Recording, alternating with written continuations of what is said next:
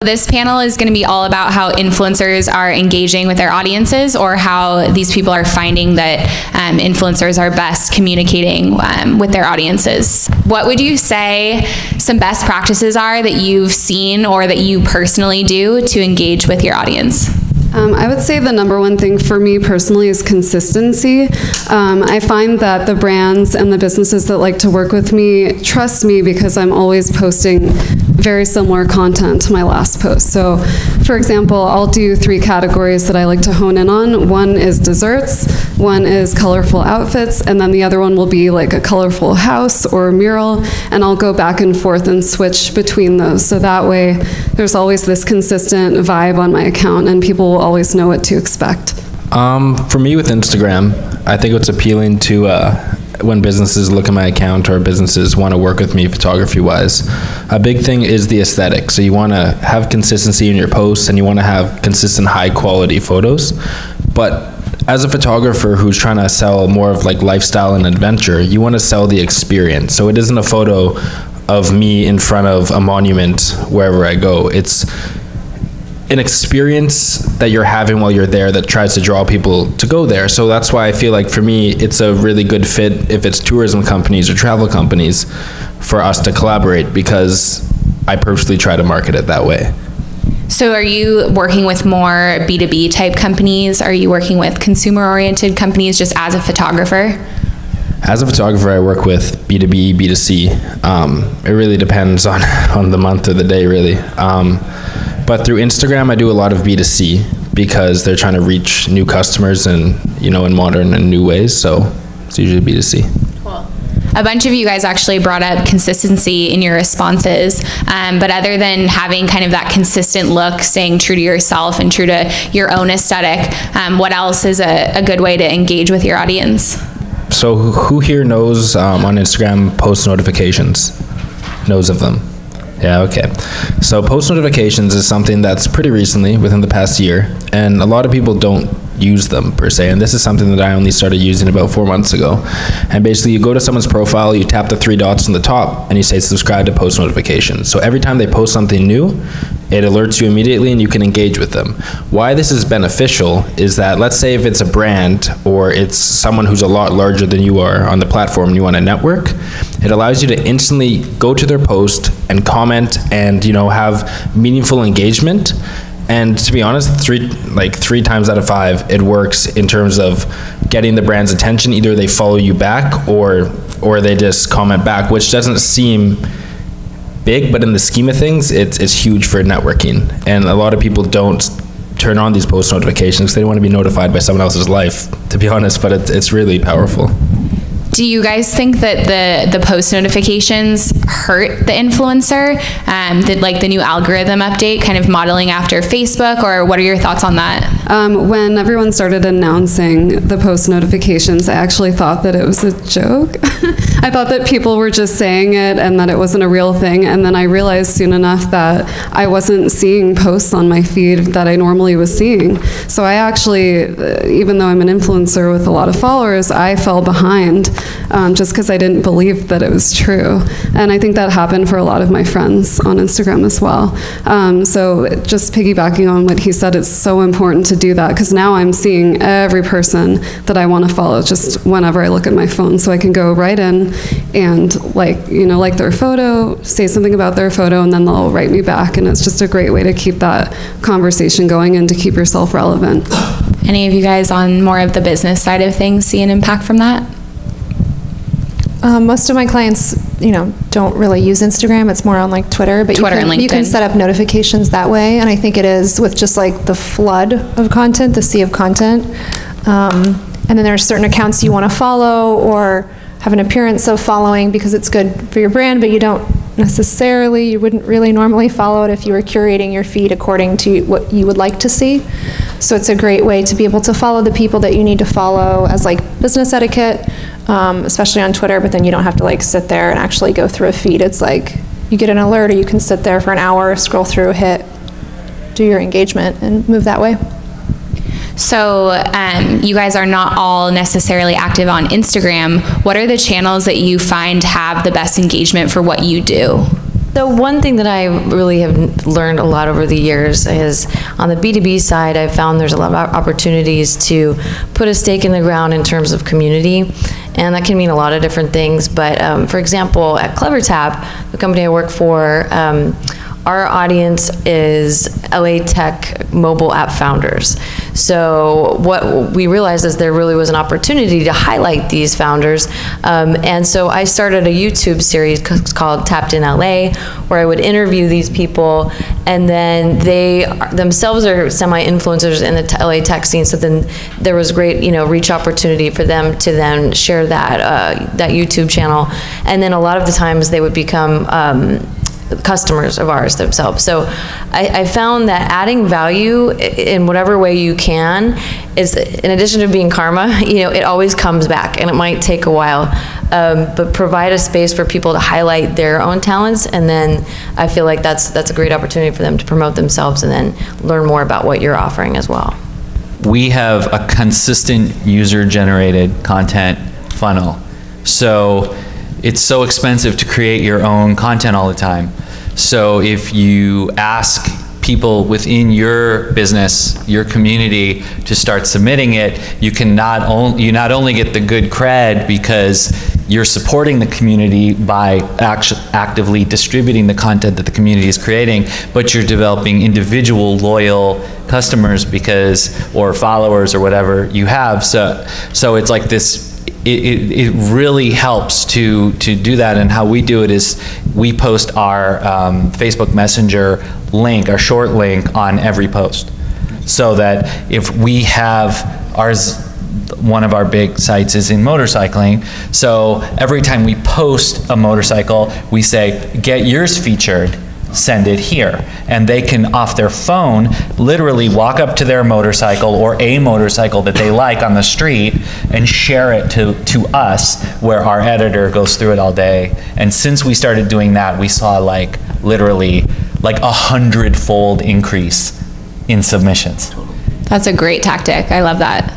It's all about, it's all about the network effect. It's, you can get one Kylie Jenner, or you could get 500 people in the LA tech scene, and that's going to make way bigger waves and way more lasting waves and build relationships that'll last. So I think one of the things to focus on when you're building programs is think about the network effect. Think about making smaller, more consistent steps that are kind of, just think of like a grid over your buyer persona pool, or the people that you want to make, you want to have the area you want to have influence in. And it's like you can shoot a gun once, or you can kind of Uzi the crowd. So it's that's I don't know. I've been making really weird analogies today. You can ask from the last panel, but No, I have a weird side question. I definitely brought up Kylie Jenner earlier. Yeah. Okay, I have a weird Kylie Jenner question. It just occurred to me, and then he mentioned it, and then you sub-mentioned it. You started it, but she has almost 100 million followers. No, but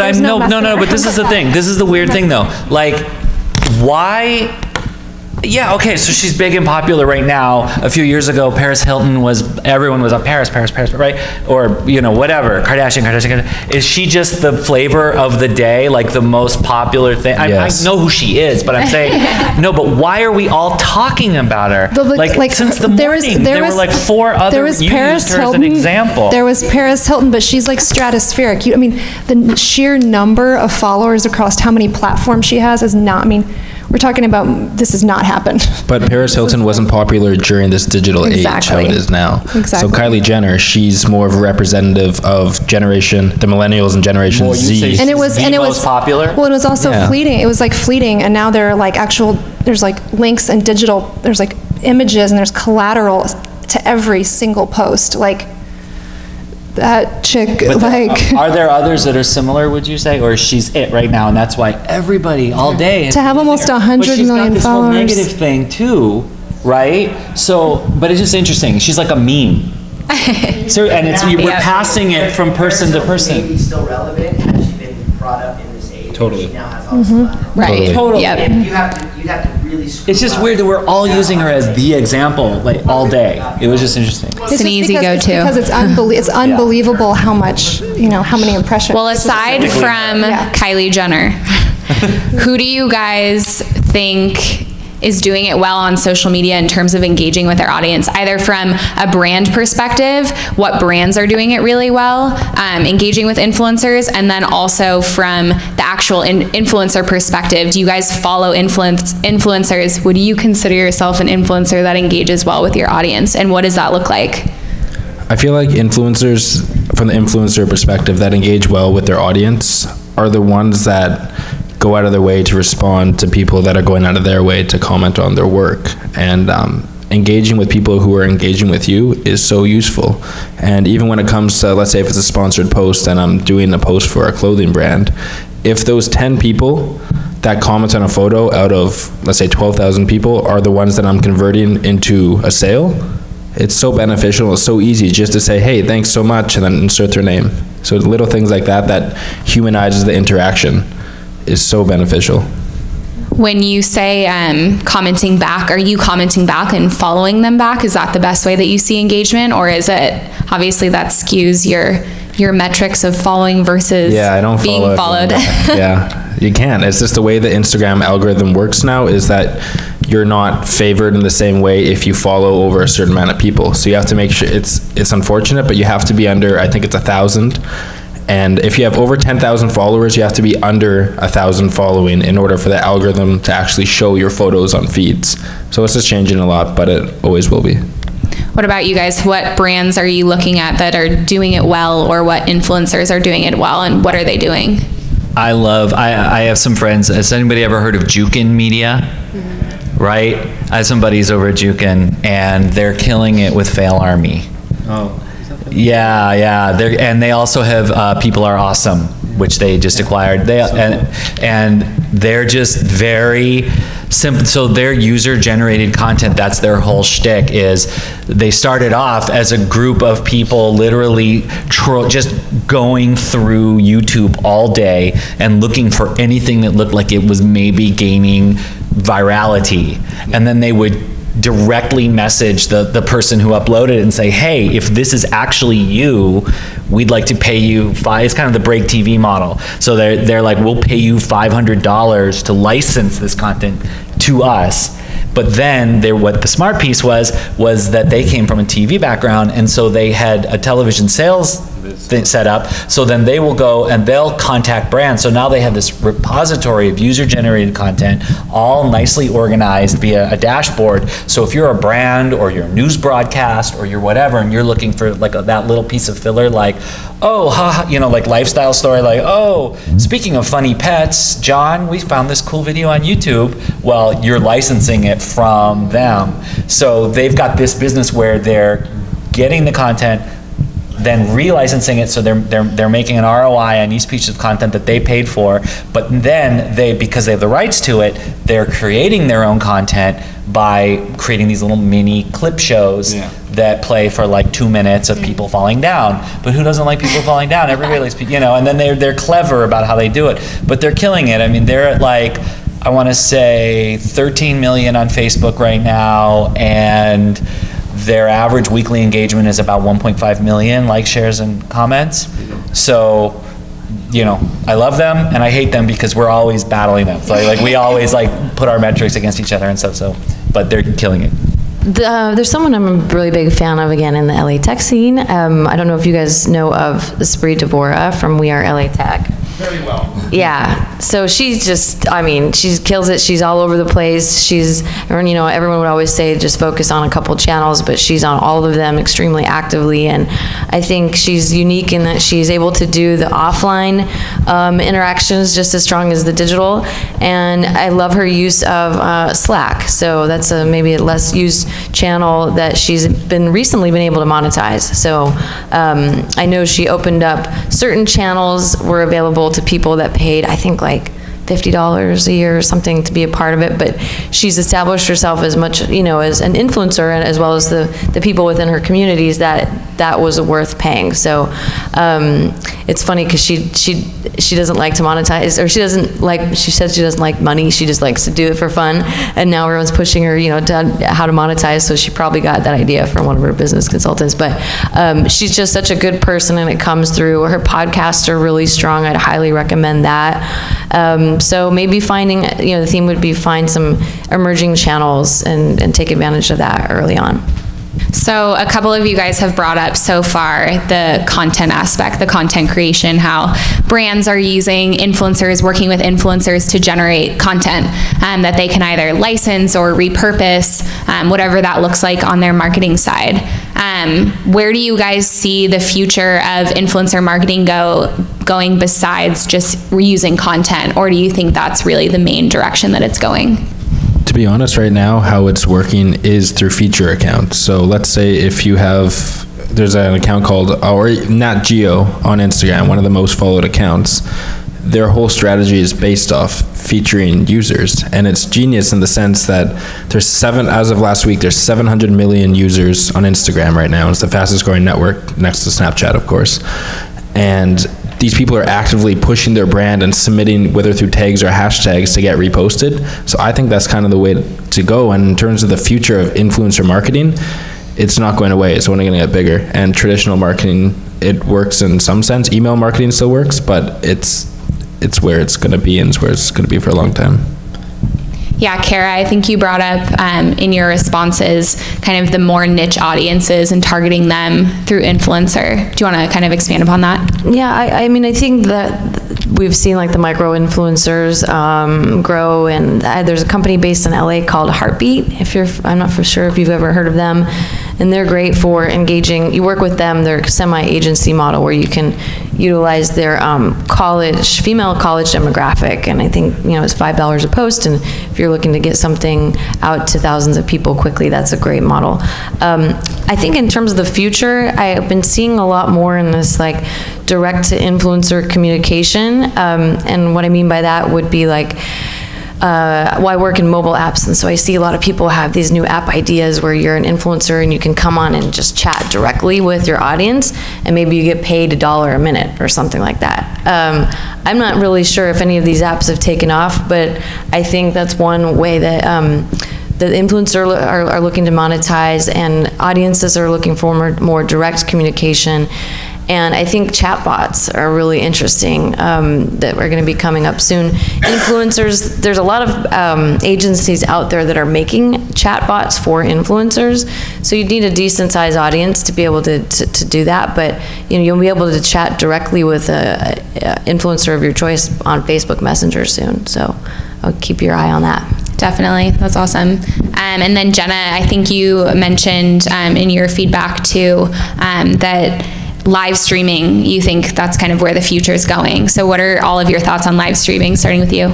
I mean, I feel like what people are really wanting is to feel like they know somebody. They want to feel like whether they live in LA or they live in Alaska or they live in Sweden, they want to feel like they can be right there with you and live that kind of lifestyle.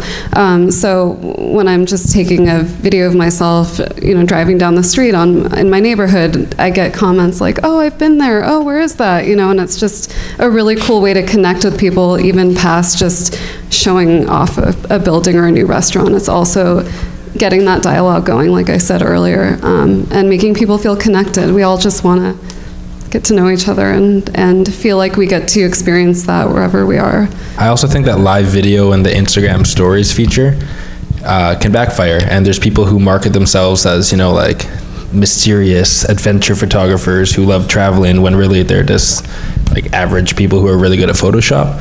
So, but it's good because with live videos especially, it kind of weeds out the people that are unable to carry a conversation or actually engage outside of just their fingers, right? So it's interesting to see how live video is going to go, because if you're really good at it, you're going to excel, and that's the future. If you're not, then it kind of weeds it out.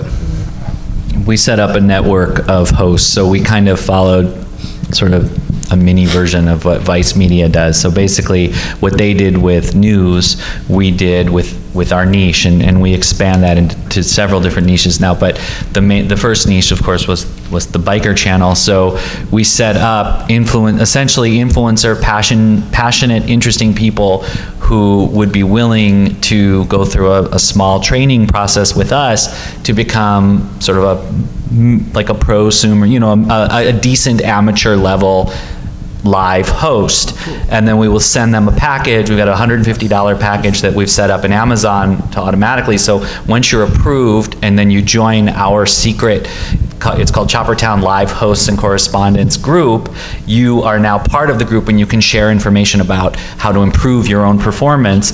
You get the package in the mail, so it's $150 that we've invested in you, but now you've got this cool deal, and we set them up in different cities and different countries all over the world, so that the drop of a hat, something interesting is happening, boom, they just go live, and boom, they're live. So we have this constant sort of automatically updating stream of live content onto our page that I don't need to personally manage or do anymore as other people, you know, because I trust them. So.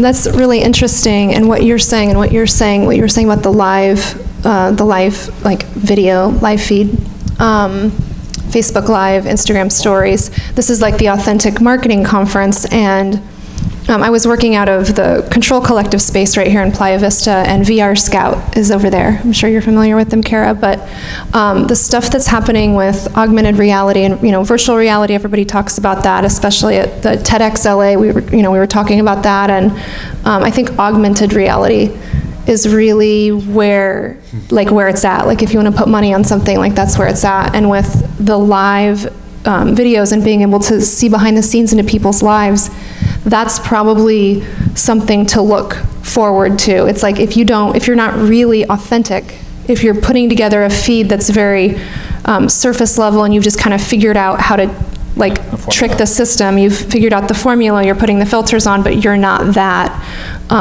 When consumers, us, when we begin to demand more and more access behind the scenes, and we want to be in it with you.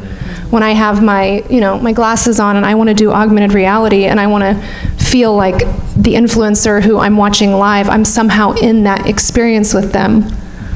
Like, it has to be authentic. So I think the live videos will just kind of bleed. Somehow it'll be bleeding into that as well. Facebook was all about that in their F8 conference last week. Yeah, it was all about augmented reality and how their Messenger app is now, I don't know if it's literally now, I think it's almost live, but it's like you can actually put filters over live broadcasts now. So it's like, hi, I'm here. And then everybody watching, you can see it and interact with the fact that you just did your filter or your drawing or whatever it is, or you can put something like, hey guys, I just tagged this wall, like that, and there it is, and everybody watching is now seeing it. I just painted a picture on that wall, but that's exactly, they're putting all the whole thing was about that. Yeah, virtual reality is fun. It's awesome. It's like a huge escape. It's really, really fun. But you're definitely 100% in somewhere else. With augmented reality, it's just it's like, I was out in the desert. I was out in the desert for last week, and this company is coming out with these glasses, and when you, like, my friend was like, put them on, and I put them on, and it's like, whoa, and it's kind of these filters, but you can take it, so you're in the experience, you're there, it's cool, but you can take it on and off, and that's augmented reality. It's like, if you're just walking down the street, you don't want to be totally in virtual reality and you're out of your life. Yeah, it's like you want to be able to have, kind of have it as a feature that turns on and off. So I think augmented reality, for sure. So in terms of how you guys are engaging with your audiences on the influencer side, and then how you guys are seeing from the business side, the influencers that you're working with engaging with their audience, what tools are they using? Is it kind of the old school method of just actually engaging with your audience and being present, or are there more automated tools and systems that you can implement? That's actually really important. So recently, Instagram controlled their API to the sense where you're going to get punished on the algorithm if you have automated systems. So in the past, you can have bots that, let's say you want to target someone who has over 10,000 followers, who's based in London, New York, and wherever, and they enjoy this interest, whatever. In the past, you can target them up until about a month ago, and it was really great for, I wouldn't say organic growth, but it was great to grow. And now Instagram's changed their API where you will be punished for doing that. So you almost have to be genuine with your interactions now. Yeah, I know, just coming from an agency perspective, we have certain clients that are up and running on these engagement devices basically that go in and engage with their audience automatically, and those are getting shut down. So it's definitely something that's affecting the marketing world in terms of growing your clients' social followings and that kind of thing. Are you guys seeing this negatively affect yourselves or your clients? Yeah, I don't even know if we can say their name, but one of the big ones shut down this week, and it was like instantly apparent. You're like, what's wrong with Instagram? You're like, something's wrong with Instagram, and it's like, oh no, they just got shut down. Whoa. It kind of changed everything, so. Yeah, from the influencer perspective, do you think that that's going to hurt just the amount of growth or even just influencer marketing in general? Because in the past it's been easier to grow your audience because of these tools available. If you pay money, you can pretty much guarantee you're going to grow your audience. I mean, I think for sure it definitely hurts people because we're also used to having those systems in place. But for me, I'm actually very excited about this because I've been doing this for many years, and I've seen girls who just started just shoot up past me and get all these campaigns and get all this stuff. And I'm like, how did they do that? Because they just started. They're like babies at this. And I really believe it's because of that. And I have a friend who has this whole program where she's able to tell who has real followers or not. And once we discovered that, I was like, God damn it, but now it forces people to be authentic, which is how I've always been, and I've never been really affected by my own number because I just stay true to myself. And so I hope that the change and the transition in this will be for the better for everyone, because I think that's really what everybody wants, is to be authentic, and having those bots makes that really hard. I think it's an interesting question to bring up, though, because we all want authentic, we want it to be real, but then we also have the challenges, like I was talking to Cindy about, like scale. You need to be able to leverage and scale. Like if you want to grow a business at a certain point, like my time is not well spent sitting for an hour scrolling an Instagram feed, tapping a button. I can hire people to do that, but then it's not me. So I think something else is going to emerge. Maybe, we don't know what that looks like right now because they all just got shut down. That's the arbitrary thing, isn't it? I mean, how much of it is some kind of internal politics and how much is it an actual policy? Because if you've got the money, certain companies do have the money to pay 1,000 people